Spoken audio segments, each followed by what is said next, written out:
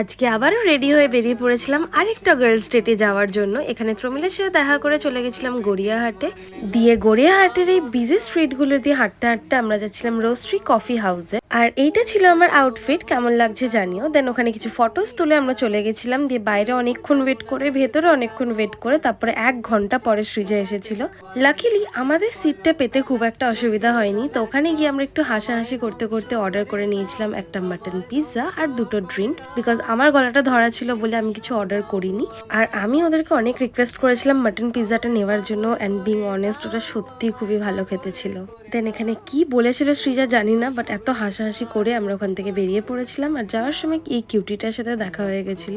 দেন এখান দিয়ে আমরা যাচ্ছিলাম তন্দুর পার্কে, বিকজ সৃজা বলেছিল ওখানে নাকি বাটার নানটা খুবই ইয়ামি হয়। যাওয়ার আগে ইয়ারিংস এর দোকানে দেখেই তো আমি দাঁড়িয়ে পড়েছিলাম। পছন্দ তো অনেক কিছু হয়েছিল, কিন্তু কিচ্ছু নেওয়া হয়নি বিকজ এনার্জি ছিল না যে বার্গেন করি। দিয়ে ওখান থেকে অটো ধরে আমরা চলে গেছিলাম তন্দুর পার্কে। অ্যান্ড এখানে গিয়ে ফার্স্টেই অর্ডার করেছিলাম সৃজার পছন্দের ফিশ ফিঙ্গার, আর ওটা খেতে সত্যি খুবই ভালো ছিল। আজকে সবকটা খাবারই খুব ভালো। দেন নিয়ে নিয়েছিলাম চিকেন লাবাবদার অ্যান্ড বাটার নান। আর এখানে আমরা ওয়েট করেছিলাম প্রমিলার খাওয়া শেষ করার জন্য। দেন খাওয়া শেষ করে বেরিয়ে সবাইকে বাই বলে সৃজা এখানে বাড়ি চলে গেল। আর আমরা ওয়েট করেছিলাম ক্যাবের জন্য। দেন ক্যাব পেতেই গেলাম বাড়ি। এই ছিল আজকের ব্লগ, কেমন লাগলো জানিও। বাই।